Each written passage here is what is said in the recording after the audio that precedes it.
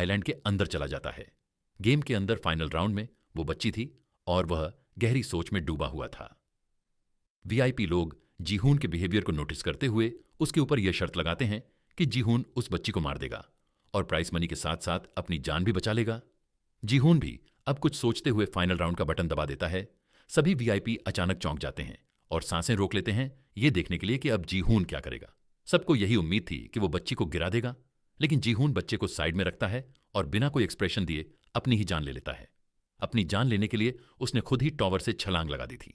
ये देखते ही सारे वीआईपी यहां तक कि फ्रंटमैन तक चौंक जाते हैं, क्योंकि उसने साबित कर दिया था कि वो एक इंसान है, जानवर नहीं, और इंसानियत उसके अंदर अभी भी जिंदा थी।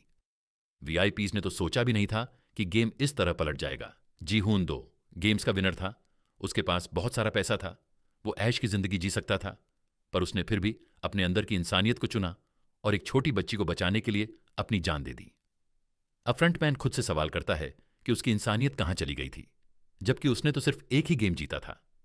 अब वह जहां पर था वहां से निकलकर गेम की जगह पर आता है और उस छोटी बच्ची को गोद में उठा लेता है, जिसे वह गौर से देखता है और अब भी जीहून के बारे में ही सोच रहा होता है।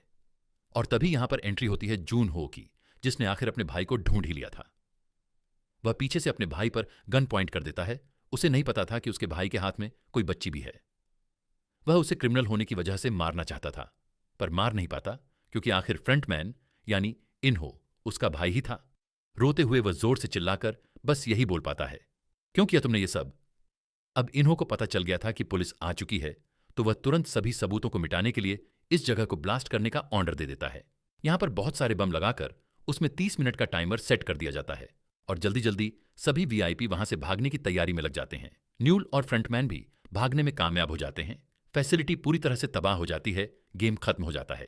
अब कहानी 6 महीने बाद की दिखाई जाती है। जून हो जब अपने घर लौटता है तो उसे एक पार्सल रिसीव होता है। उस पार्सल में वही छोटी बच्ची होती है और साथ ही साथ उसकी जीती हुई प्राइस मनी भी होती है, जो इन्होंने उसके लिए भेजी थी, क्योंकि इन्हों को लगता था कि उसका भाई एक अच्छी जिंदगी डिजर्व करता है और साथ ही यह बच्ची भी, जो उसे सिर्फ जून हो ही दे सकता है। मूवी के पोस्ट क्रेडिट सीन में हमें फ्रंटमैन को दिखाया जाता है, जो जाकर जीहून की बेटी से मिलता है।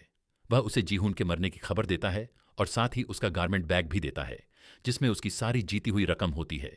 इसके बाद जब वह वहां से निकलने ही वाला होता है तो वह गली में एक लड़की को देखता है, जो वहां पर गांची गेम खेलते हुए लोगों को स्क्विड गेम का प्लेयर बना रही होती है। यह देखकर वह समझ जाता है कि भले ही वह फैसिलिटी खत्म हो चुकी है, लेकिन स्क्विड गेम अब भी खत्म नहीं हुआ।